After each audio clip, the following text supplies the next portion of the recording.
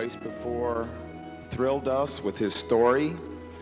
He is the author of Bloodline of the Holy Grail, which traces the messianic bloodline from the life of Jesus to the current day, and that impact and influence on the royal sovereign houses of Europe.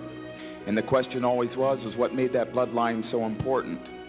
And so the next book that he's going to be doing, which he's about halfway through, is the reasons why that bloodline was so important. And tonight he's going to discuss that with you and tell you why that was. Please welcome Sir Laurence Gardner.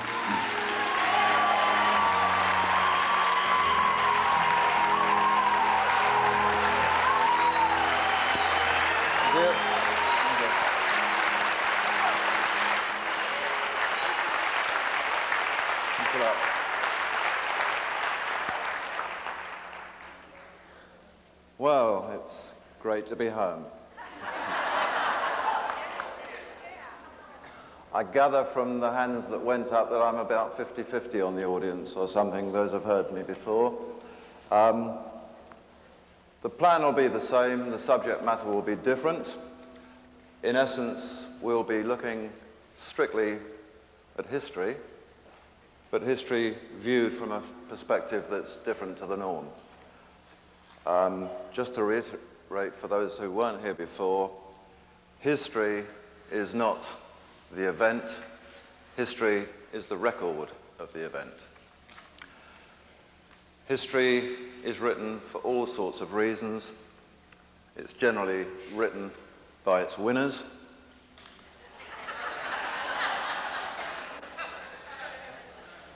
And as with all things, the stories of yesterday as today, we are told what we are supposed to know, and we learn it in the way that we're supposed to learn it. History may be, but it may not be, the truth. It's written for political reasons, it's written for reasons of vested interests. They may be parliamentary, they may be church interests or whatever. And to pass our exams, we have to learn and answer our questions in a certain way. Does not make it the truth. Well, it's been a year since Bloodline of the Holy Grail was published. Those of you who did hear my earlier talks will know that the book is essentially, as Greg said, about the messianic bloodline as it's descended from Jesus Christ to the present day. It was concerned and is concerned with comparing the New Testament Gospels that we know today with the original first-hand accounts of the period, whether they be the Jewish records or the Roman chronicles themselves. So this is the first lesson to learn in history, that for the most part, the people who knew more about what they were talking about were the people who were there at the time, not those that decided to interpret it a few hundred years later. It's rather like the art critic who tells us what the artist really meant to say. When actually, the artist knows best. So, what we did in Bloodline and in the talks that we did earlier this year was to just look at the way that the Christian church had established itself, how it had molded itself around a certain field of vested interest, most of which was to suppress the female in the church establishment, and because the church reigned supreme for so many hundreds of years, also in society as a whole. What we find when we look at the original texts of the era is quite a different story generally from those stories that we know today. Doctrines such as Jesus was born of a virgin, that he was the one and only Son of God, such things as these do not feature at all in the documents of the era. The New Testament actually gives details of Jesus' descendant lineage from David of Israel, King David and the kings of Judah, and this has led to the one question that I've been asked more than any other in the last year, and that is, okay, this is an important bloodline. It's the bloodline from Jesus. It has a big story to tell in history of the Western world and in the Middle Eastern world, but why on earth was it so special to begin with? It cannot be special simply because it came from King David. It clearly isn't special because it came from Jesus, because before that it did come from King David. The New Testament tells us that it did. History tells us that it did. And actually, the Roman archives tell us that it did, because it was they that purloined under edict from the emperor to collect all documentation concerning the Messianic line in AD 70. Most of these records are still held. They weren't destroyed as they were supposed to be. So the question is simply, what was so important about the bloodline? What made King David so important in the first place? And this is the trail that I was led on for the next book. And I'm probably about halfway through it now, as Greg said. I'm not going to start the story from the very beginning of it, because what I'm here to talk to you today is just about that one aspect of it.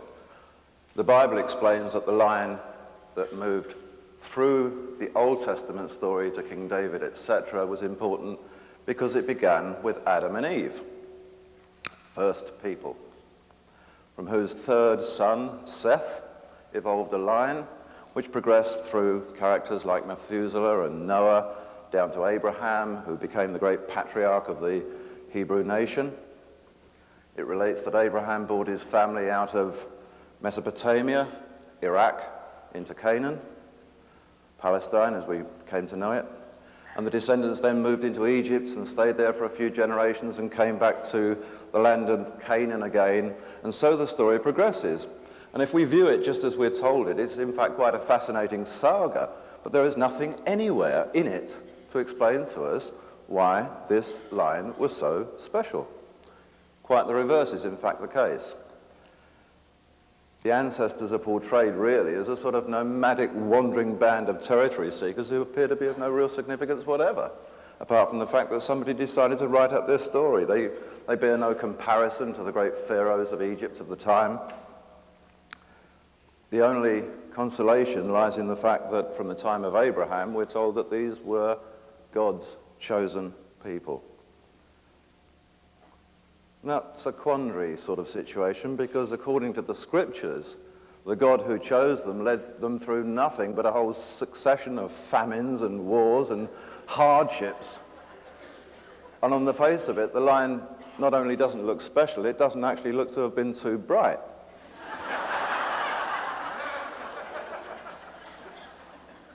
So we're faced with a couple of possibilities here. Either David was not from this Abraham succession at all, or the story that we've been presented with is quite corrupted from the original tale. The version that we have of the story may be, just like the Christian story, adapted to suit the Jewish faith rather than to suit historical fact. So in consideration of this, I was reminded of exactly what had happened with my previous book, with the New Testament story. The Gospels that have been in the public domain for centuries bear little relation to the first-hand accounts of the period. The New Testament was concocted by the 4th century bishops to support the newly contrived Christian belief. What if the Jews had done exactly the same with the Old Testament, contrived it to suit the Jewish belief? So in this regard, it's interesting to note that although the New Testament was put together only 1600 years ago, the Old Testament, the one that tells the story from before, is actually 400 years younger than that in the form that we know it. It's based on Hebrew texts from the 10th century, just 150 years before William the Conqueror invaded England. So this is hardly first-hand accounts of anything. So I had to get back to the old writings once again, and this time we're really looking at old writings. The problem was that even if they proved to be available, the original Hebrew texts, which were rehashed centuries later in the 10th century, were themselves only written between the 6th and the 1st centuries BC. So it wasn't actually likely that even they were going to be that authentic in their telling of history from thousands of years before. The first group of books for the Old Testament was written while the Jews were held captive in the Babylon in the 6th century BC in Mesopotamia. So it was apparent that Babylon in the 6th century BC was where the records were probably held that gave the writers the information from which to put together the Old Testament. From the time of Abraham back to Adam, we have 19 generations in the Bible, and it would appear that the whole of the story of those 19 generations was all Mesopotamian. It was all Iraqi history. The interesting thing that I found was that when getting back into old Babylonian records, was that there was a great tract of southern Iraq bordering the Persian Gulf in a land that they then called Shumer, which actually in the old documents is referred to as the Eden. Not the Garden of Eden, simply the Eden. And the Eden meant it in the language of the day a pasture land, a terrain of grazing country. I found when researching for Bloodline of the Holy Grail that good sources of background information were the texts that were not selected for the New Testament. Not the ones that are, the ones that weren't. Why weren't they? What did they say that we weren't supposed to know? Perhaps I thought the same might apply to the Old Testament. Maybe the secret here is in the books that were written down at the time from the Babylonian records but weren't ever put into print for our eyes in later times. So I looked for the books that were there but weren't included, and it's pretty easy to find a number of them. The books of Enoch and Jubilees, for example, with which you may be quite familiar. They're currently in print. They're in the public domain. They're just not in the Bible. A further book which I'd known about for some time because I talked about it in Bloodline was the book of Jasher. Another very important book. It's so important that twice in the Old Testament our attention is drawn to the great importance of the book of Jasher. It's not there. It's very important, but they missed it out. That book is still readily available today. So there's not going to be too many big secrets there. There are a few. It tells a very good story about the time of the Israelites in Egypt and their return with Moses to the land of Canaan and that part of the story. But it tells us nothing at all of any consequence about the early line, the early line from Adam or from wherever we're going to go. My attention was suddenly drawn, as I plowed through the Old Testament, to two other books, which, in speaking to people, not many people had ever heard of before, and they didn't even know they were in the Bible. It says in the book of Numbers, "Wherefore it is said in the book of the wars of Jehovah." Subsequently, in the book of Isaiah, we read, "Seek ye out the book of the Lord." Nobody had ever heard of these books. The book of the wars of Jehovah, the book of the Lord. What on earth were they? Do they exist? Well, in fact, remnants of them do still exist. What transpired was that on pursuing the remnants of these books, and indeed the very substance of the Babylonian and Mesopotamian records that were put together for the Old Testament, was that the answer to one question became very clear indeed. It is said and asked many, many times by many people, how on earth is it that this God of the Hebrews, who chose them to be his people, led them through trials and tribulations and floods and famines, when from time to time, with quite a contrary personality, he appears to have done some pretty nice, merciful things. There's a conflict there, a conflict of personality which has never really been understood. Well, looking at the old records, looking at the remnants of these two books that I mentioned, we suddenly discover why they weren't included in the Old Testament, because they make it absolutely and abundantly clear that there was a distinct difference between the figures of Jehovah and the Lord. They were in fact quite separate deities. The God referred to as Jehovah turns out to be a storm god, a god of wrath, a god of vengeance. The other god, referred to throughout the original text always as the Lord, was different. He was a fertility god, a god of wisdom. So we begin to see from these texts how the different personalities are are answering the question, how was he one thing on the one hand and something quite different on the other? We're dealing with two different characters here in terms of the history written down at the time. So who was the Lord? In fact, what was the word he was called by at the time that would have been turned into Lord in the English language? Well, the word in Old Hebrew was Adonai. And in the Old text, he's also always referred to by the Hebrews as Adonai. The other God is referred to as Jehovah. The strange thing is that the name Jehovah does not appear at all once one begins to get back to the sort of turn of that millennium into the BC years. The further we get back, and we don't have to go too far before the name Jehovah disappears from sight altogether. And the name that we begin to see is the name that Abraham referred to the God figure in the book of Exodus or Numbers, I can't remember which one, but he calls him El Shaddai. Suddenly Jehovah has disappeared and become this other person. El Shaddai, the texts tell us, means lofty mountain, maybe Lord of the mountain, ruler of the mountain, whatever the words, a mountain god. What about the name Jehovah? Where did that come from? It came, as we're told in the Bible, from a quotation. It means, I am that I am, and that was a statement meant to be said to Moses by God on the mountain. I am that I am. That was when Moses actually asked him who he was. Well, that leads one to wonder, because why would Moses have asked him who he was? I mean, it would have been pretty clear that God was God, but Moses wasn't sure. He was really saying, which one have I got here?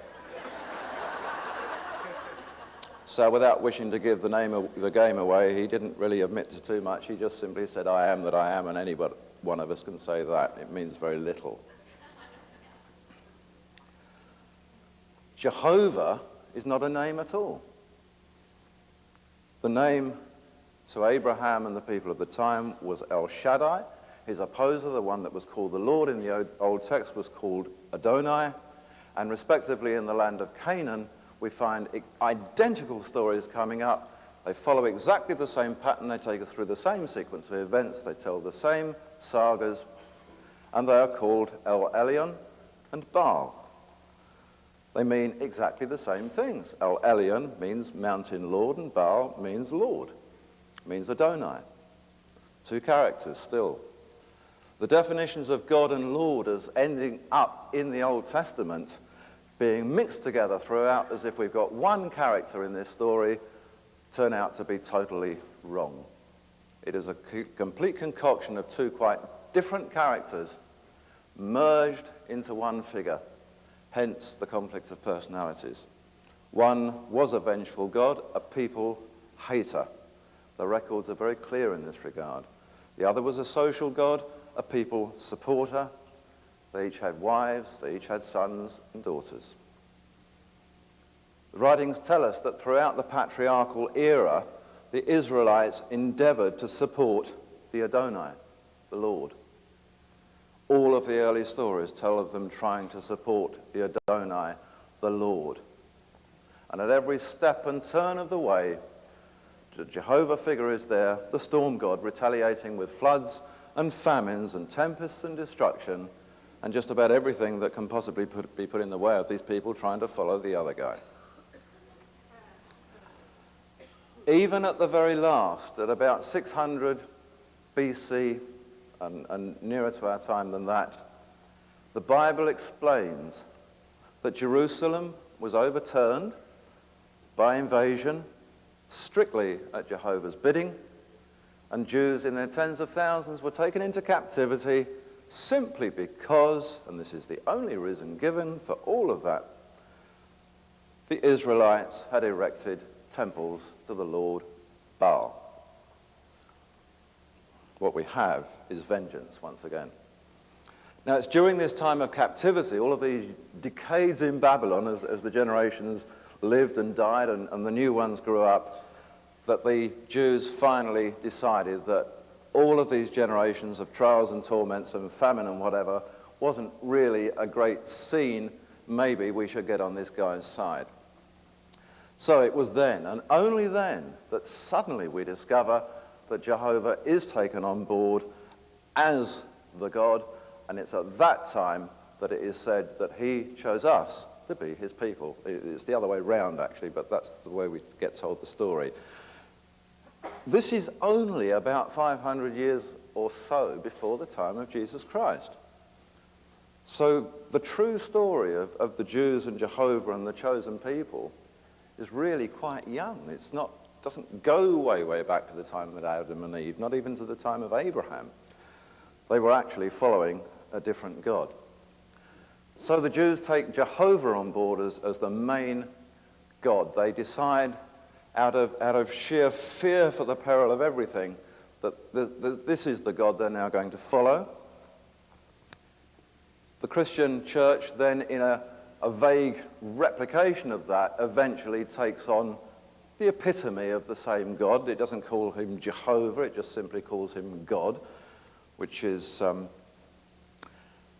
pretty inspirational. And it's at that time that we suddenly find that Baal and Adonai and these other names disappear. They are not being followed anymore. What we now have from that moment in time, we've now moved forward into the current common era to faiths of fear. So where does that leave us? It leaves us knowing that within a general pantheon of gods and goddesses, of which many are named in the Bible, that there were actually two predominant male god figures who in different cultures have been called El Elyon and Baal, El Shaddai and Adonai, Mazdoa, Ahriman, Jehovah and Lord, God and Father. But what we know is that by whatever name these are called, we're dealing all the time with two different characters. One cannot mix up in the old books the name Jehovah with the name Lord. And if one now reads the Old Testament with that in mind, not the English version, the Jewish translated version of the Old Testament, and just supplements the names each time, we suddenly find that every time something nasty happens, it is Jehovah, and every time something nice happens, it's this guy they call the Lord. It's not the same fellow. So who were they? They have all of these names, but these names all mean the same thing. One way or another, they mean ruler of the mountain or Lord. Did they actually have names? Well, to find out that, we've got to look back a little further, and again, we've got to stay in Babylonia, perhaps more generally in Mesopotamia, to follow the story back, because these same gods were followed from country to country as the Adamite family progressed. We can find the first clue in documents that were discovered not until 1929 in Syria. And these documents actually tell us that the two gods had their joint seats in the Tigris-Euphrates Valley. So we're back where we know the story should begin. We're in southern Iraq. We're in the land that was then called Shumer. What did these people call the same gods? Can we find replications of the stories so that we know we're actually talking about the same gods? And we can. We can find the stories turning up in exactly the same way with the same gods. They tell us that the God we know and got to know as Jehovah was called Ilu Kurgal. Ilu Kurgal. It means ruler of the mountain. He was also called, as a sort of abbreviated form of that, Enlil. He had a brother. And his brother had probably the most important name that we can find in the history of deity, because it's really where the whole thing began. And in English, his brother's name was Archetype. The name in those days was Enki. It means archetype. Very important word. The texts inform us that it was Enlil who brought the flood, that it was Enlil who destroyed Ur and Babylon, that it was Enlil who constantly opposed the education and enlightenment of humankind. The Syrian texts tell us that it was Enlil who obliterated the cities of Sodom and Gomorrah in later times on the Dead Sea, because, it said, they were great centers of wisdom and learning. It's not what we get told, is it? We get told they were dens of debauchery. Well, in fact, one only has to look at the way the church is run today to discover anybody who thinks something different to the dogma is running a den of debauchery. We get called heretics and all sorts of names. That happened at Sodom and Gomorrah. So it's Enki now, we discover, on the other hand, who's doing the other stuff. He, despite this wrath and vengeance of the brother figure, is granting Sumerians access to the tree of knowledge, to the tree of life. He sets up the escape strategy during the flood. He passed over the time-honored tablets of destiny, the tablets of scientific law, the bedrock of the early mystery schools. So this establishes a scene. It's somewhere for us to begin. What we know is that history isn't always history as we perceive it. We have to get back to the oldest records, and generally, it doesn't matter what century we look at, the original story written down by the people closest to the event is different and probably stands more chance of being correct. Without being a time traveler with a video recorder, we can't prove anything, but we can trust their writings better than we can trust some interpretations of the 10th century. Back then, we come to Yelm here in April this year, when I was over, and I was talking to Jay-Z about the plan for this next book and talking about where I'd got so far with this story. And we got onto the subject of the early mystery schools, and it became very, very apparent that outside of pure historical record, that the ancient mystery schools of the region of Egypt and Mesopotamia, Canaan, probably held more of the secrets that we had to get to grips with. As far as I could determine, and I'm looking for a route to a speciality in the bloodline here, it seemed very, very apparent from everything that we could read in the text to that point, that whenever one was talking about this particular bloodline, the bloodline that came down to David and eventually to Jesus, had something rather strange and rather different about its dietary structure. There was clearly a line being built up, a line being purposely contrived for some reason or purpose, whatever, and its diet was different. There were bodily supplements being used, that the words meant nothing in the text. I hadn't got a clue then what they were about. And so I was talking to Jay-Z about this, and she, with the wisdom of Mrs. Enki, said, "Fear not, because you will very soon meet the people who might have some of the answers." Well, I thought, that's pretty good. And I thought she was going to take me into the dining room and introduce me to somebody, but it wasn't quite like that. Within a week and a half of getting back to Britain, lo and behold, quite out of the blue, contact was made. And they'd never heard of Jay-Z. I'm affiliated, for those of you that don't know too much about me, to an organization called the European Council of Princes.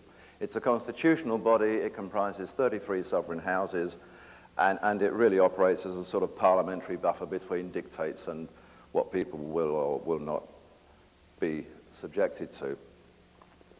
I was approached simply because of that, not because of my new book, by an organization that I'd never heard of before, considering all of my years of involvement. I'd never heard of them. And they were called the Imperial Court of the Dragon Sovereignty. The only thing that I knew about them was that they had existed a few hundred years ago, and I knew that they were centered in Hungary.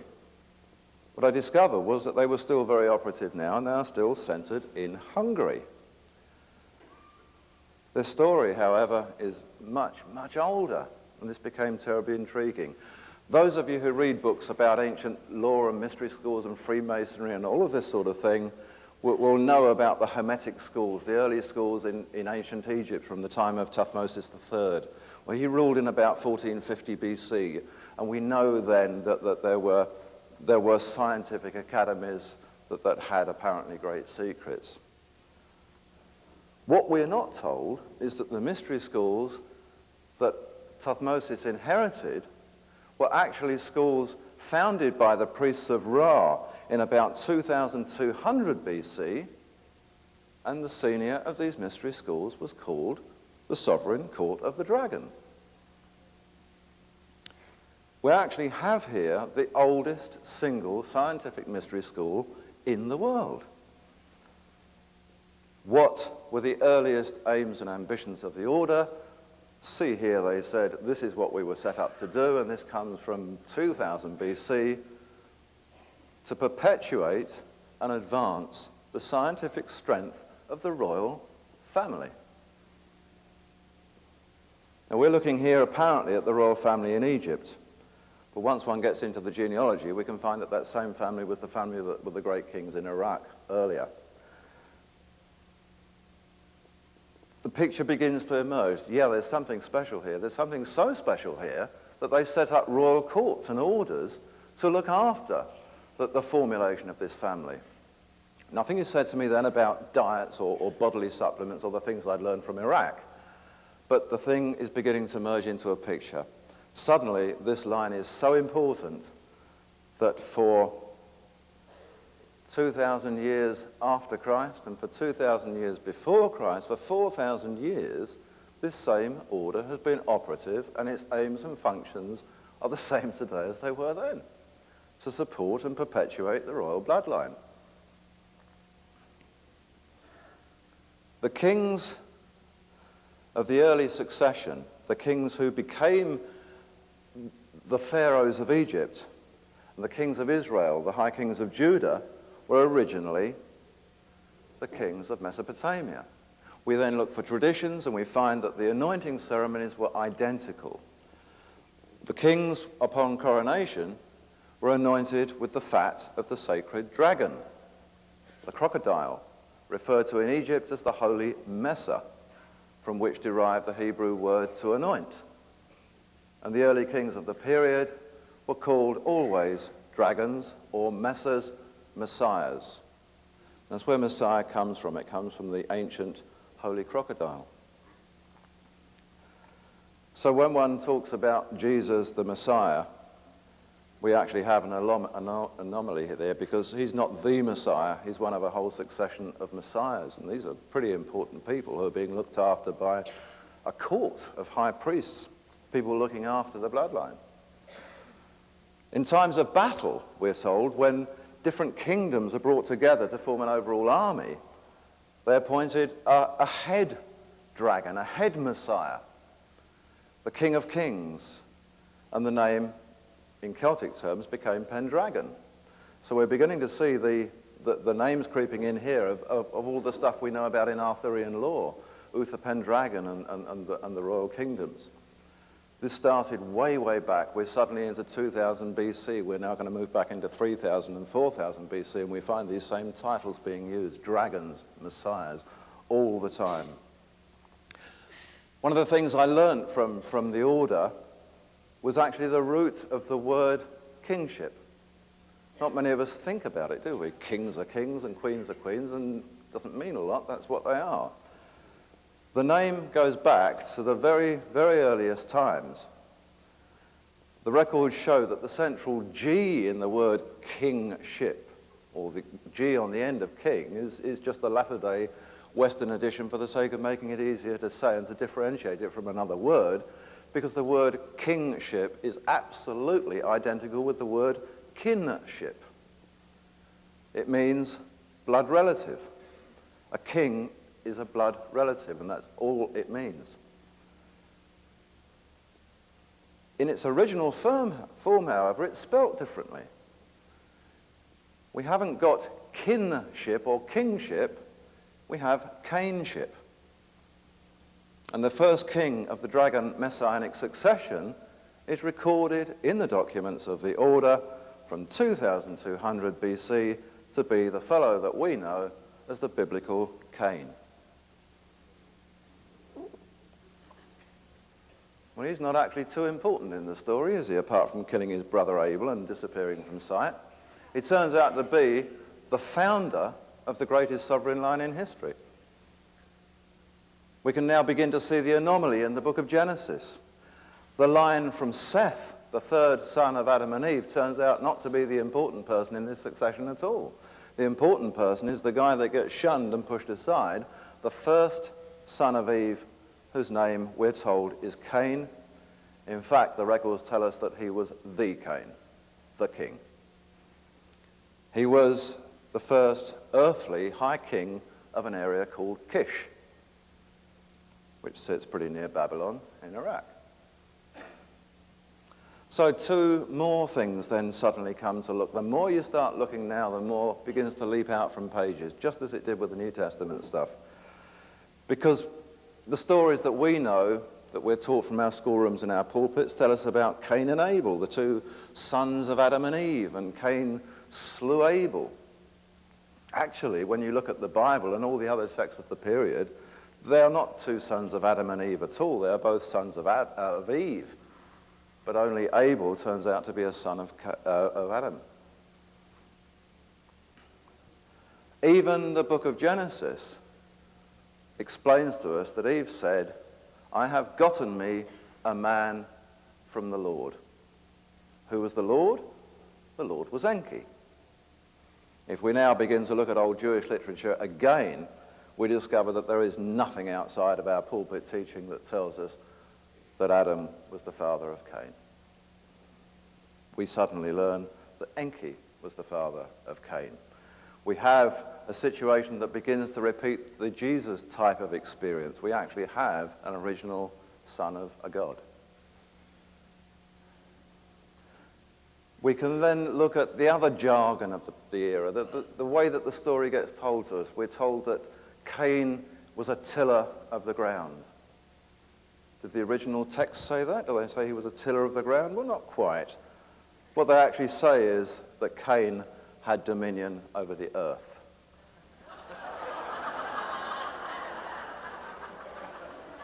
Well, it's not quite the same, is it? You can see how it gets translated to be something different, though. In fact, the Bible translators seem to have continually had a problem in translating the effective word for earth. They translated it to ground, to clay, to soil, to dust, and to all sorts of things, except what they should have translated it to was the earth. The earth, not that earth, the earth. Every time the word is mentioned to be translatable, they're referring to the earth. Even in the case of Adam and Eve, the translators get it wrong. The Bible says male and female, he created them and he called their name Adam. The older records use the term Adama, which means of earth. It did not mean they were made of dirt or clay or dust. It says exactly as the Anchor Hebrew Bible now explains clearly for us all to understand, they were of the earth, they were earthlings. So we're suddenly discovering there's a bit of a difference here now between the gods and the earthlings, and we know that earthlings, if something is called that, it's not quite like the average person, because there's lots of other people around at the time. They're not called earthlings. So there's a difference. Here are people who for some reason or another are not gods, but they're not just ordinary evolving people, they're earthlings. There is a hell of a lot, and people here have probably read authors like Zecharia Sitchin and others. There's been a lot written about the sort of genetic engineering that went on at that time, about how characters of the era that may have ended up being called Adam and Eve or whatever were clinically cloned in some regard. I'm not actually going to dwell on that tonight. It's a part of my book, and I actually go much more fully into it than Sitchin and others. What I really want to do is to cut to the chase here and get onto the story of the bloodline. So we need to take that as read, that the Adam-Eve figures were the first of something.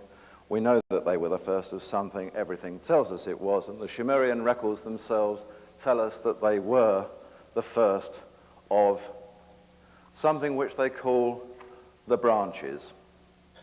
And the word branches, the word for branches was clones. Spelt just like it is today, it means branches. So Adam's not the first man on earth, he's the first of a specifically devised strain of being, and his surrogate mother is actually named in the records of Iraq, and she's called Ninkursag. It means lady of life, lady of the embryo. She was the surrogate mother. mother of Adam, and we find Adam actually recorded by the name Adam, Adama, Ataba, various forms of the name, as the very, very first king before Cain of this country called Kish. So we find that the bloodline is now beginning to have a little more significance. They're not just wandering nomads picking fruit off of trees and things. We're building up a kingly line here right from the start. It was because of Ninkersag's title, the Lady of Life, that Eve, or Ava as the records call her at the time, was subsequently given exactly the same name by the Hebrews, Lady of Life. It's said in the text that Eve actually means life. So that's where the title comes from. It comes from the goddess who was the Lady of Life. But there's something actually rather more strange here, because Eve's always called the Lady of the Rib as well. We get told how Adam's rib was pulled from his side and she was made from this rib. Well, that's an odd one, because Lady of Life in Sumerian, the word for Lady of Life was Ninti. Ninti. There was another word pronounced T, a longer word than T, and that meant rib. And the Hebrews actually didn't seem to understand the difference between the two. So Nintit and Ninti became the same thing, and she became the Lady of the Rib, and it was really that simple. There's nothing else in the records to tell us anything about Adam's side and ribs and all of this sort of stuff. Lady of the Rib, Ninti, mistranslation for Lady of Life. So we now have Enki and we now have Enlil, and we suddenly discover that this Ninkersag woman, this goddess, this Lady of Life, is their sister. And they're both married to the same sister. It is the rule of matriarchal kingship as applied at the time, the same rule that subsequently got made the rule on earth. Kings married their first, second sisters or first or second cousins. And it seems to suddenly become apparent that this is being done to perpetuate something quite specific in the bloodline. Those who have read books about ancient Sumer and the gods of the time will know that the great pantheon of the era were called the Anunnaki. These were the gods of the time. In Canaan, they called them Elohim. In fact, the cult of the Elohim, the cult of the Anunnaki, the Grand Assembly as it was called in those days, is actually mentioned in the Bible. If we look at Psalm 82, we discover Jehovah actually making appearance at this court before the other gods and trying to claim supremacy. So even the Bible tells us that he wasn't the only one. Cain was important, we discover, because he's actually the son not of Adam and Eve, but of Enki and Eve. We actually have here, if we use the word that they used, the word clone, or clone, the branch, we have a second stage in the cloning fertilization process. We have now not only a partly contrived Eve, who is 50% Anunnaki, we now have Eve and Enki, who is wholly Anunnaki, and a son that turns out, according to the records, to be at least 3/4 Anunnaki. We have a man who's very much approaching a god figure himself. The records actually say that Cain's blood was so advanced that his brother Hevel, the brothers Hevel, Abel we know him, his brother Hevel's blood was earthbound by comparison. That's what the records say. His blood was so advanced that that his brother's blood was earthbound. What does our Bible say? Cain rose up against Abel and spilled his blood on the ground. It actually comes from a translation of rose up. Cain rose so high above Abel, we're told. So we get told he rose up against him and spilled his blood on the ground. That is not what the records say at all. There is no story anywhere outside of our Bible teaching that indicates that whatsoever. So we're moving into sovereign history. We have a bloodline which has been contrived. It's being contrived for leadership among men in a very special way. The gods of the time are actually trying to implant whatever it is they have that's so special into this nuclear race here. The leaders, the new leaders, the Cains, the kings, the kin.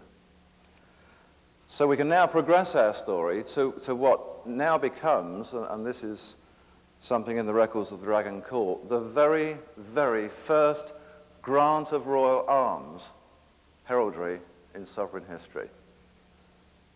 The grant of arms, which denoted the messianic bloodline for all time, today as then. The Sumerians refer to this insignia as the Graal. Graal. Familiar, isn't it? Grail when you put it together. The Holy Grail. The Bible calls it the mark of Cain. The mark is portrayed to us by the church as if it was some sort of a curse. The Lord thrust the mark upon Cain, but why did he do it? It says he did it to save him being killed by his enemies.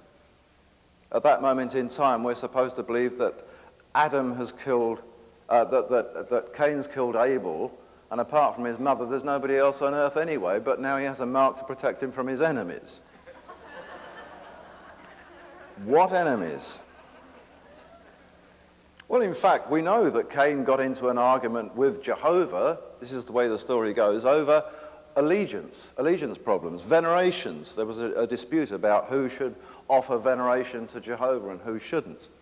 It was not Cain's prerogative to offer veneration to Jehovah because he was the son of Jehovah's brother.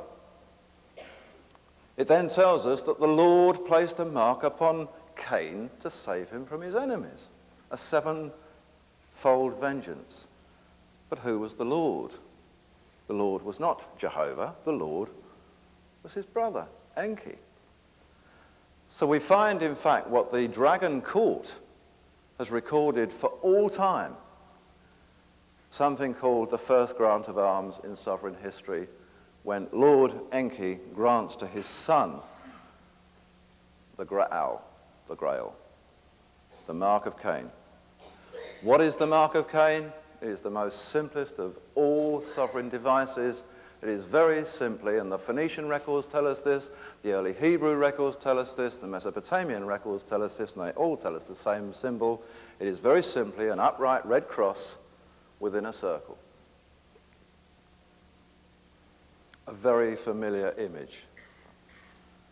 A red cross in a circle. It's called the Grail. Why was it called the Grail? Because we know the Grail to be something else. A Grail is a chalice, or a Grail is a bloodline, or whatever we spoke about in our previous talks. Well, it's rather odd, because this emblem, although it's a cross within a circle, is defined as the dew cup, the cup of the waters. This is rather interesting, because when one gets into Grail lore of medieval times, we always have ladies of the waters, ladies of the fountain, things like water's terribly important here in this early sovereign history. The mark of Cain is the dew cup, the cup of the waters, which in the sort of Greco-Roman language of early times was called Rosae Crucis. Rosae dew, crucis cup, Rosae Crucis, from whence comes Rosicrucians. The dew cup, the Grail, an upright red cross. Even today, the Dragon Court uses the same emblem. It's a little more advanced, it's a little more pretty, but it's the identical emblem to what they had then. So Cain is now king. Cain has a grant of arms. What do we do to perpetuate his bloodline? What do we do to make his heirs and successors even more special? We now have to marry him back into the godly line. He marries a woman, the records tell us, called Lulava. The Bible doesn't give us this name. It tells us about his offspring, but it doesn't give us her name. Other records do. Lulava. It names their son in the Bible, Enoch. Other records name his other son, Atun. The Sumerian records tell us that Atun was the successor of Cain. That's the reason why he's not mentioned in the Bible. Only Enoch is. Atun was the successor. Atun, as Etana, was the next high king of Kish. So we're now beginning not only a royal bloodline, we're actually beginning to see the very first kingly dynasty on earth. Kings, earthlings, Adamers, highly bred people meant to be leaders among humankind. We keep seeing them referred to as the fruit and the branches of the vine. In latter-day times, the Holy Grail is often referred to as a vine of grapes. The word keeps coming up. These people are Cains, these people are clones. Now today we use the clone in quite a different form, but it almost means the same thing, specially contrived to be of a kind.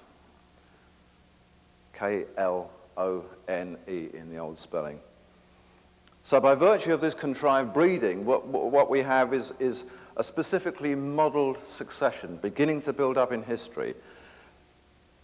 A succession which, judging by their military prowess, judging by their political influence, judging by their leadership at the great assemblies, seem to have a much more heightened awareness than the norm.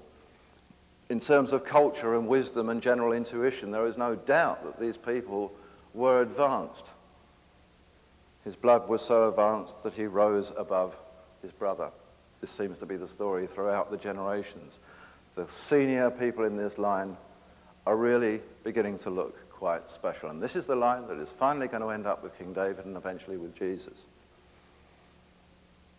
It was recognized at the time, however, that there was more to it than just producing a line and dealing with its diet and its general health. What they do seem to know about, and they make a very big thing of it, they don't call it the same thing, but it would be what we call today DNA. And they record very, very specifically that the important gene that moves through this from generation to generation is strictly a female gene. The DNA structure that gives the ability for true kingship comes through the mother, always. The best that latter-day Judaism managed to do to hang on to this tradition was to claim that being a Jew was something that happened because of your mother. It doesn't matter too much about your father. If your mother's a Jew, you're a Jew.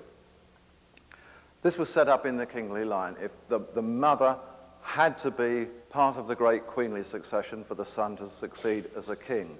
So at whatever stage the king was, whether it was Cain or whether it was his son Atun or whoever following that, they were always married back into a princessly line that was pretty well strictly and wholly Anunnaki.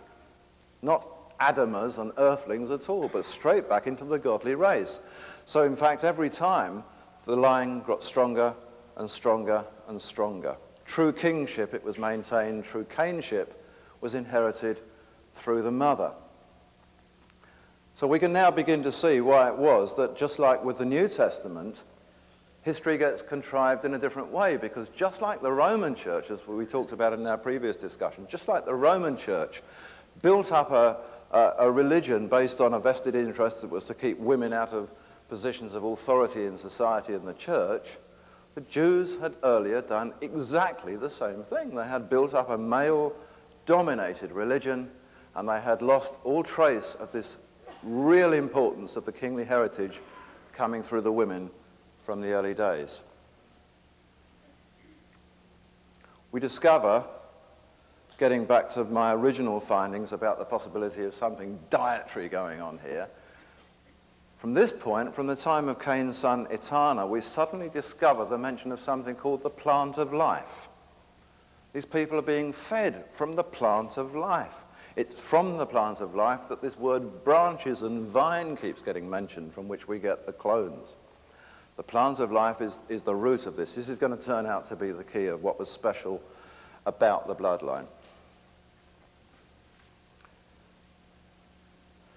Why was it then that the Jews decided to knock that on the head and to forget it and to tell us a tale about wandering, territory-seeking nomads, when what they had to tell was the greatest story in the whole of history, being born as earthlings from the gods?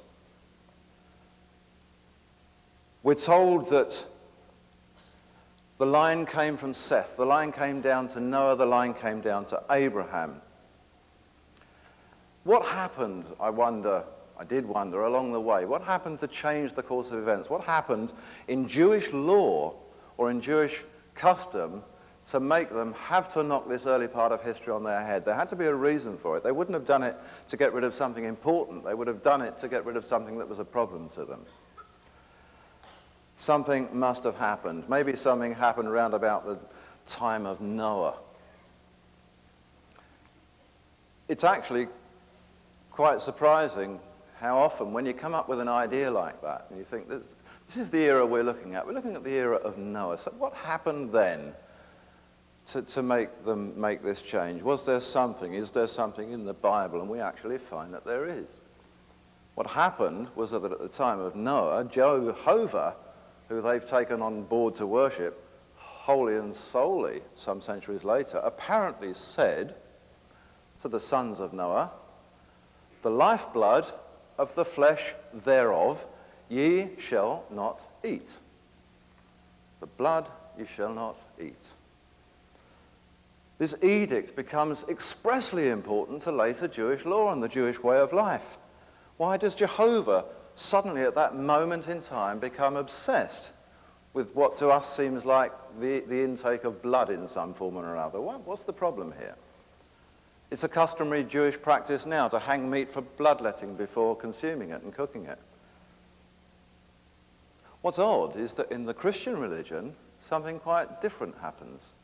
In the Christian religion, in contrast, it's actually customary to take what we know as the Mass or the Communion Sacrament, which takes us through a ritual of pretending to be drinking blood.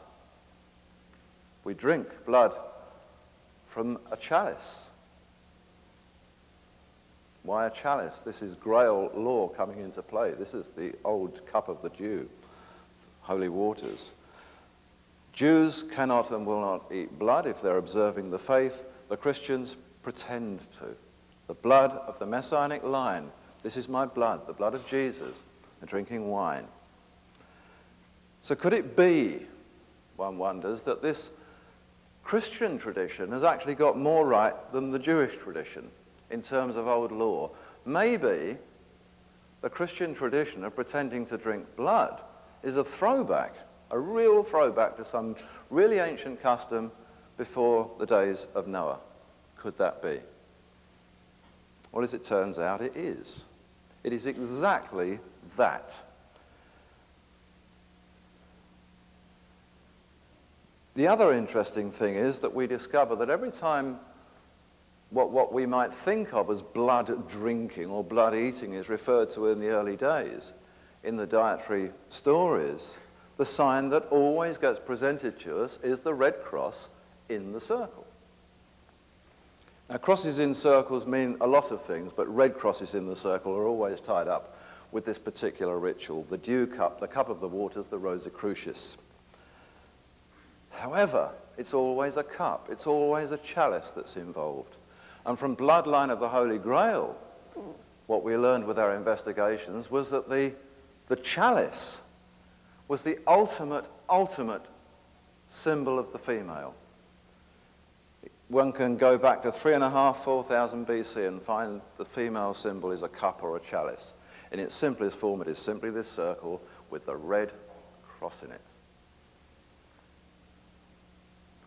Could it be that this blood that we're talking about, that was suddenly such a problem, but is linked to the fact that kingship is only obtainable through the gene of the female, has something to do with menstrual blood?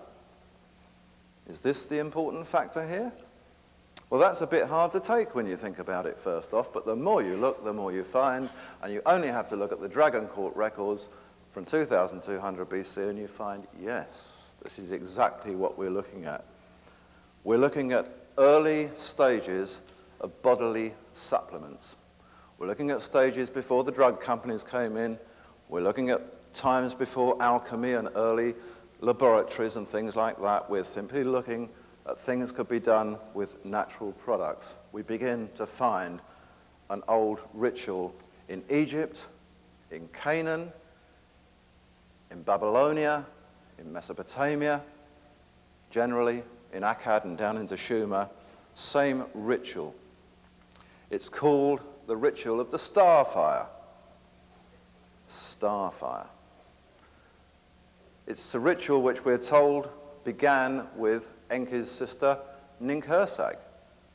Ninhursag was the lady of the embryo, the lady of life, the lady who we are told fed her offspring with her starfire. We're looking at a ritual of menstrual blood.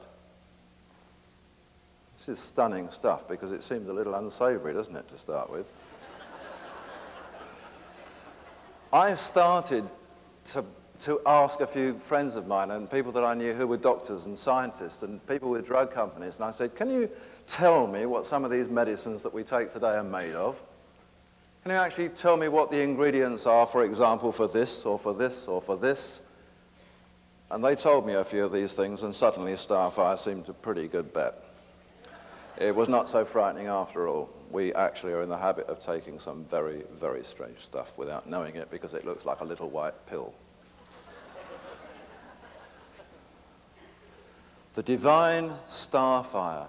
Suddenly, the more you look for it, the more you find it. And every time you find it, you find the circle with the red cross, the cup of the dew, the cup of the holy waters, the cup that overflows.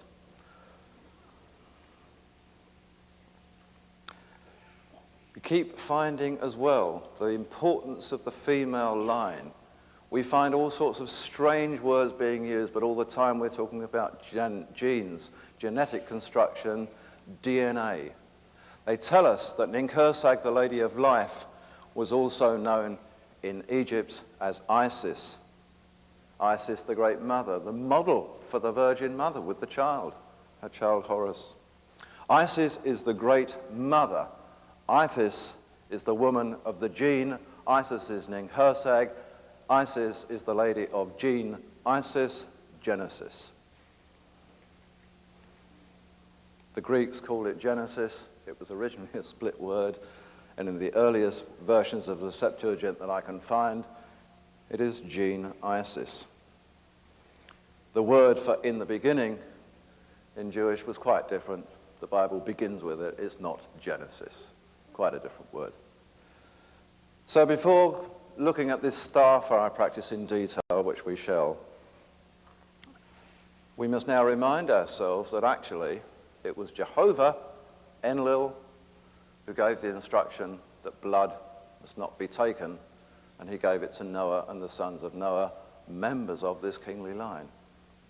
It was Jehovah that gave this edict. It was not his brother Enki who had fathered this line. It would appear that for a good while they actually didn't take too much notice at all. If Jehovah didn't like it, Jehovah could bring a flood or something, but they didn't actually have to obey. It wasn't until much later that they decided to obey this guy all the time. The starfire practice seemed to continue for quite a long time, and it is this that begins to make the line important. Noah, Abraham, and the others, these were all products of clone and starfire. Kings of very, very high repute in a line not from Seth, but from Cain. Why, now we can understand, did we have a contrived line from Seth and not the line from Cain? Because by contriving a line from Seth down to Noah, we got rid of it being Cainship, starfireship. We knocked it out of the ball game completely because all of a sudden we weren't taking blood. But if this was an edict from Jehovah, then probably it actually wasn't to their benefit.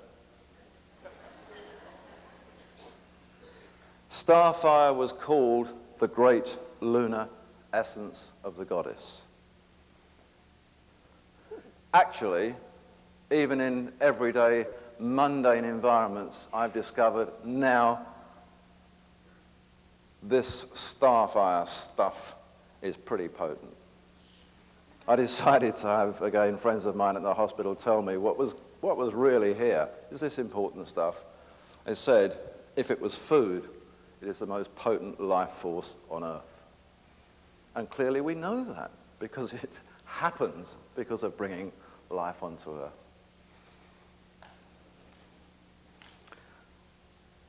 producers of starfire, the goddesses who held themselves in position for this particular function for the kingly line, were designated the flowers. Flowers. Which actually was written flowers. It is exactly where our word flower comes from. The flower was the flower, and the flower was always the lily, and the lily was the key to the name of just about everybody in that line. A version or a variation of Lily, just like Lulava was the wife of Cain. Lulava, again from a base of Lily. From Lily we have Lulava, we have Lilith, we have Lilutu, we have Lilet. What actually, I ask my doctor friends, is really so special about starfire? What is so special about this food that, if not used, ends up being menstrual blood? It holds, they said, the greatest of all bodily secretions from certain glands, from the pineal gland, from the pituitary gland, certain parts of our brain function that give us specific levels of awareness and intellect. All of the things that the kingly line needed. What was actually happening was that instead of them relying solely on their own glandular production of secretions and hormones, they were being fed with enhancements for this, just like we take hormone replacement therapy and other bodily supplements today. But they were taking it at a very, very advanced level, because this is not earthly stuff, this is Anunnaki starfire, straight from the goddesses. What we suddenly find is that because of the impact that this has on glands like the pineal, we're not only feeding the body more substances like melatonin and serotonin, we're actually causing the glands within those kingly people themselves to begin to produce more of these hormones. They are punching this stuff out like crazy, and they are living for very, very long times. All of a sudden, the great ages of this patriarchal line in the Bible begin not to look so strange after all. Because when one looks at the historical record of exactly the same family, these same numbers of years keep appearing. They lived for hundreds of years. And it was said that this was exactly because of this practice. Well, it's no secret, really, actually, it hadn't occurred to me before. But when one studies the importance of glands like the pineal and melatonin production, even today, we know that there are within these secretions keys to anti-aging. They have anti-aging properties. Well, they were actually using this, and they were making really good use of it, and they were making sure that their kings lived for a very, very long time. The interesting thing is that once one steps outside of this line and looks at parallel families, these ages aren't there at all. These ages are as normal as anybody else's. The great ages in the line continued way past Noah for a few generations. And not until we get to the time of Abraham and beyond does suddenly the life patterns begin to change in the line. The ages begin to become more normal. Isaac lived for 110 years, and we're gradually coming down the tree, and soon we're into people living 70 years and 80 years and pretty ordinary sort of lifespans. So what we can judge by this is that we have actually hit it on the head, that it's around Abraham's time, not Noah's time, that they began to take notice of, thou shalt not take the lifeblood. They were beginning to pull off of it. So we have a situation where we have a line now coming down, and it supposedly goes from Abraham down to David, but actually it's ceasing to become very special. So why is it still special when it gets to David? Well, perhaps it went somewhere else and came back, and it actually did. Because it transpires that from exactly that strain from Noah, before the time of Abraham, the line had already branched out, and the line had already become the early kingdoms and pharaohs of Egypt. And when one looks at their lifespans again, they seem to go on for a very, very long time. In fact, some of them go on for so long that there are no records of deaths and certainly no evidence of any tombs. Goodness knows what happened to them. It simply disappeared. Flowers and flowers. The plant of life, the flower, it was said, was a lily who gave us the nectar of supreme excellence, which the Greeks called later soma. Soma is related to life, to longevity. So why dragons? We know that the Messiah was a dragon. We know that the crocodile was the root of dragon. We know that the dragon order was founded in 2200 BC. We know that the word dragons and pendragons actually comes from way back about 3800 BC. Why isn't the symbol a dragon? Why is the symbol this red cross? Well, in actual fact, one discovers that the symbol is a dragon. The red cross, the dew cup, is a dragon. The circle, it transpires, is a serpent, clutching its own tail, creating everlasting, the unity. So suddenly, the dragon is linked with the dew cup, is linked with the Holy Grail, and it's why the Grail kings were still called in the Middle Ages Pendragons. The symbol was the same, and as one progresses through history and follows the red cross symbol, it gradually emerges that this is actually a dragon, and it's more pictorially displayed, but it was always that. It was always a dragon, and the dragon was called Draco, Draco the dragon. It was the emblem of the pharaohs. The dragon, it was the emblem of the Egyptian Therapeute at Qumran in the time of Jesus. It was the Bistia Neptunus, the great sea serpent of the Merovingian fisher kings in France, and it is the emblem of most of the royal families today, somewhere on their coats of arms, the dragon, Draco. Draco is identical as a dragon with serpent because there's little relation between these fire-breathing winged dragons that we see in nursery rhyme. The dragon was originally more like a crocodile. It was a four-legged, rather large snouted serpent. Serpent and dragon were absolutely identical, and it didn't really matter which word was used, it meant the same thing. The dragon, the holy crocodile, the Messa, the Messiah. The word serpent is used many, many times in the Bible. Starts off with the story of Adam and Eve and the serpent in the garden. Dragon in the garden. Every time we see the word serpent in the Bible, when we look back at the original Hebrew writings to see what it was translated from, it was translated from a word that with vowels in it comes to something like Nahash. N-H-S-H, consonantally. The word meant to decipher. It meant to divine. It meant to find out. It had nothing whatever to do with snakes. The dragon was always he who held the knowledge, he who from one found out, he whom could divine, and that is the root of why we call gods and deities divine, because they held the roots of the serpent, of the Nahash, to the divining.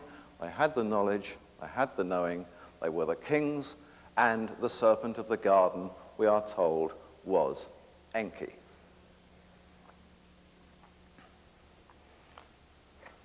Serpents, from that time on until today, are always, always associated with wisdom and with knowledge. They're not evil. They've never been evil in any law except Christian and latter-day Jewish law. They were wisdom. They were healing. They were knowledge. It's interesting to discover, once one starts to look, how often serpents and dragons appear in motifs of healing institutions today. The American Medical Association is actually the plant of life, a tree, staff, with a winding serpent around it. Once one looks a little further into that, it's more interesting to see that there are more complex medical devices using serpents. The one that we actually know perhaps is the winged caduceus of Hermes with the two coiling serpents around it.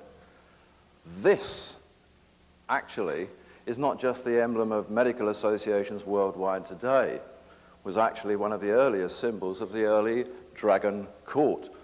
It was the emblem of the Essene Therapeutae at Qumran at the time of Jesus, and the records tell us exactly what it is. The theory that this is a winged caduceus is a myth. It has very little to do with Hermes or with Mercury. The records tell us that the staff that stands centrally is the spinal column. The nervous system are the coiling serpents that go around it. The two wings at the top are the ventricles of the brain, left and right, and that little spot in between is the pineal gland. The gland, the wings, the top of the stem are referred to in the oldest of lore, and even certain yogis and people use the term today, it's called the swan. This was the order of the swan that great Graal knights such as Lohengrin and Parzival belonged to, and it is still a flourishing knightly order today. It is a knightly order for those who are still partaking of the equivalent, in today's terms, of starfire. I don't have to tell you too much, I suppose, about pineal glands and things like that, but for the benefit of a few who might not have read too much, the gland is small, it's tiny, it sits between the two left and right sides of the brain. It doesn't form part of the brain matter, but it's part of it, it's central. It sits in the back and it's sort of in the middle here and looks straight through the front. It's called the third eye sometimes. What it does is to produce the hormone, the secretion that gives many of the qualities that were actually purposely fed back into this bloodline. Melatonin and the pituitary gland produces serotonin, all important for longevity, all important for intuition, important for awareness, important for just about every aspect of supreme and superior leadership. They were called, even then, people of the swan. They were also serpents, they were also dragons, they were also kings of the Graal dew cup. And it's why this mythology creeps on even to the modern times. We can get into the Middle Ages, we can get into Arthurian lore all the time. We have chalices, we have ladies of the fountain, ladies of the flow, ladies of the waters. We have dragons, we have pendragons. All of these names crop up, and these names exist in one form or another going back for 5,000 years. In the days of ancient Sumer, we can find records, and there are tens of thousands of records from that era now available that have been translated in the last 50 years, that actually explain that the priests of Anu, who was the father of Enki and Enlil, the priests of Anu perfected and elaborated a ramifying medical science of living substances. And it tells us that the most important of these for the treatment of just about anything was menstrual starfire from the Anunnaki goddess. They called it the gold of the gods. It was used as medicine, but it was fed daily and regularly to the kings of the succession. In Egypt and Mediterranean in later times, we discover that the ritual progresses. This is beyond the days of Anunnaki now. Starfire becomes a priestly activity. There are bred for the purpose within the temples virgin priestesses who exist only for the purpose of producing the starfire, and they are called scarlet women.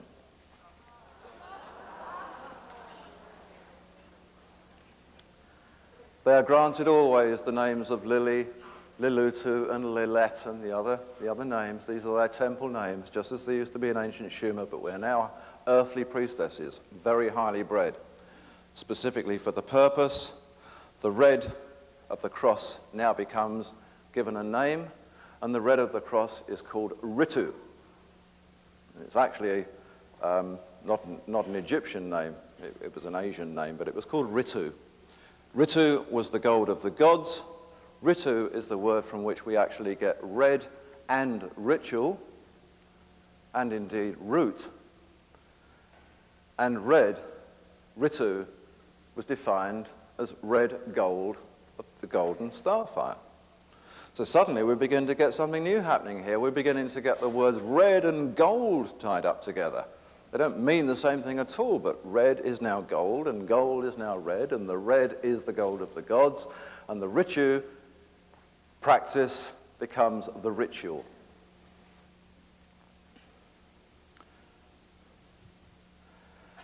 Once one moves into this realm of learning that ritual comes from the collecting of the ritu, the starfire, you begin to find a whole sequence of events that lead to many of the words that we have today.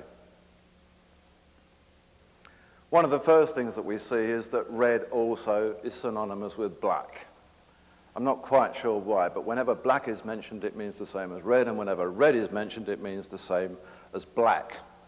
Even in India, the goddess Kali was said to be both red and black, and still is in various traditions. Now, Kali Math, whom was the original model for the Indian goddess Kali, Kali Math was the sister of Lulava, the wife of Cain. Kali Math was strictly Anunnaki, and Kali Math, we are told, was black. Kali Math, we are told, was red.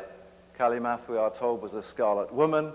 And Kali Math becomes, not too strangely, Kali, the goddess of times and seasons and periods and cycles. In the early days, therefore, we're looking at something that is going to evolve into an area, a specific area of what we later became to call alchemy. It's not the whole of alchemy, it's a little part of it. But we can now see where it's going. We can now see that we're dealing with a natural substance that eventually has to become a purposely contrived drug, for want of a better word, something else. Because actually this Anunnaki starfire is not going to be around forever, which it wasn't.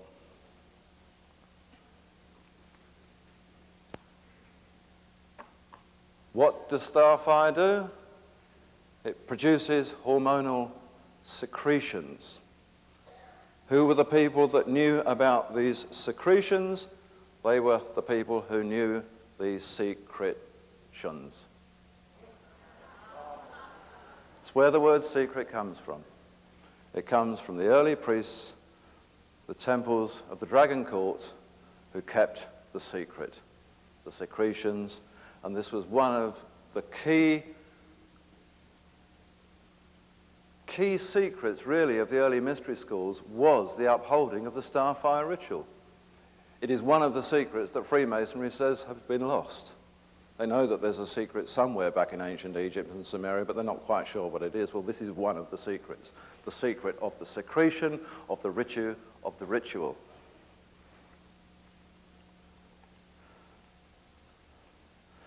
Are there any other words, we wonder? There actually are. In fact, there's no end to them. Once you start looking, we can suddenly find that this English language of ours that we thought came from bits of Latin and bits of Greek, of course does. But where did they come from? They came from ancient Egypt and ancient Sumer and all of these other countries, and the words keep piling in, not just ritual and secret, but other words as well. Coal. Coal is black. Coal comes from Bath Coal. Who was Bath Coal? Bath Coal was what the Jews called Kali. Kali, coal, coal, black. The women who were the scarlet women, the priestesses, were said to be the women of the voice. They were actually producing the wisdom of tomorrow. They had the voice. They produced the starfire. The womb was therefore the utterer of the word, the utterer, the uterus, It goes on and on. In fact, you wouldn't believe how many words come out of this stuff.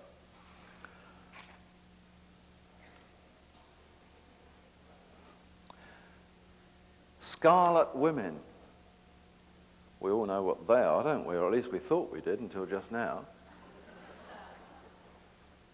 The Greeks called the scarlet women, these great priestesses of the starfire, hierodulae, which actually got sort of shortened via medieval French into English to the word harlot.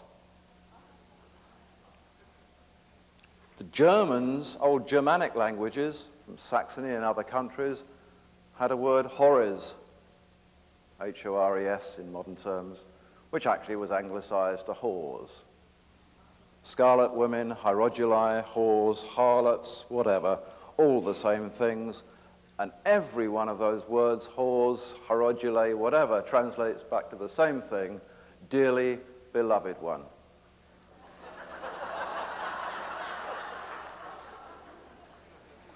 There is no connection whatever. And really the good dictionaries still tell us this if we care to look. There is no, not even the slightest vestige of similarity between the word whore and harlot and, say, prostitute or adulteress. They are not linked in any way. All words tell us what they mean, and those words mean dear beloved one. Scarlet women, sacred priestesses of the starfire. So when did it go? When did we suddenly forget all this stuff? Why was it so important? Why did we suddenly just have people who bled their meat and weren't of much consequence, really, until later days? It actually happened when their latter-day descendants, whether in the Jewish tradition or in the later Christian tradition, decided to actually start forging history. Not just translating it, but interpreting it to suit a vested interest of the moment.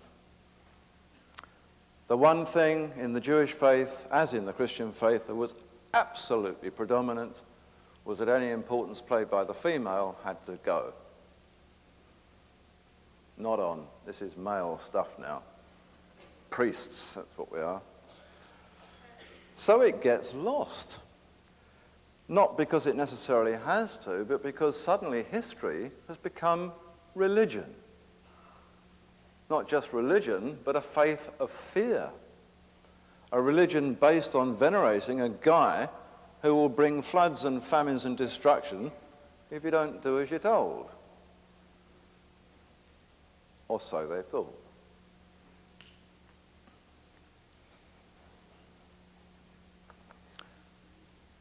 The Rosicrucius, the Dew cup, the mark of the later Rosicrucians is all based on starfire ritual. It is why the Christian Church, without knowing it, takes us through a ceremony that it doesn't understand when we pretend to drink blood from the chalice.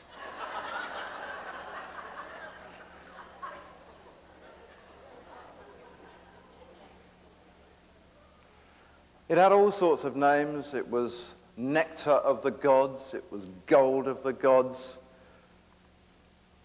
It was also called the ceremony of the light. Now we're moving into areas that we begin to understand here, the ways of the light. Following the light, we suddenly look at the Essene records and the records from the Dead Sea Scrolls and whatever, and suddenly we're into a whole new scheme of operations which is pursuing the roots of the light. The light, when we look back at the old records, actually was the starfire. The starfire is about the acquisition of ability to have special knowledge and wisdom. This is the light. This is the starfire. This is the root to it, and that had gone because it had been taken away. We're now looking for it. The light, it is said, exists in everybody. It simply has to be awakened. There are various ways of awakening it, but the natural way, we are told in the oldest records I can find, is simply by will. Self-will is the route to the light, a thought-free consciousness, a plane of pure being. And they called this plane of pure being the plane of Sharon. It was actually this very concept of being through the starfire, being I am that I am, that became the problem for Jehovah when the edict against blood was issued. Even after Adam was said to have taken from the tree and eaten of the fruit, God in the Bible, Jehovah, says, look here, guys, the man has become one of us. Those are the words, nearly. Behold, actually, behold.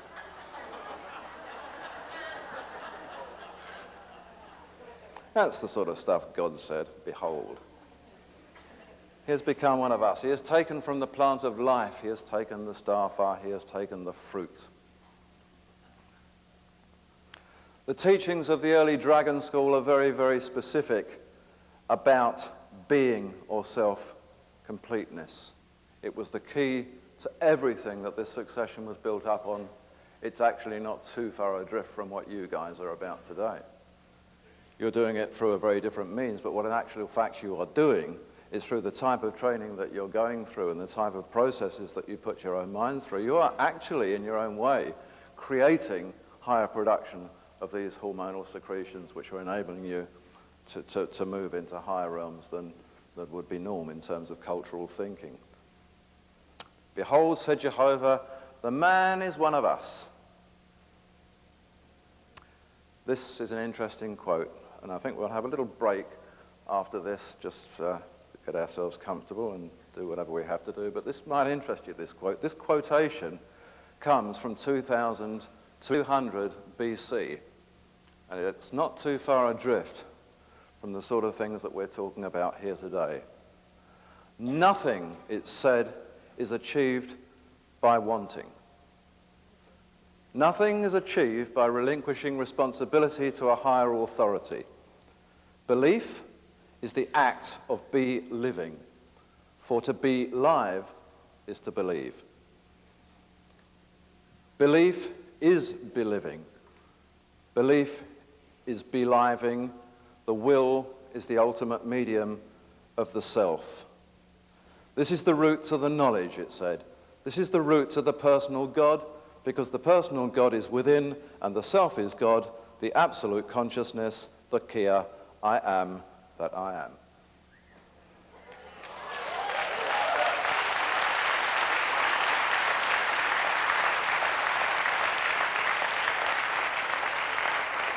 Okay, we'll just have a little break now.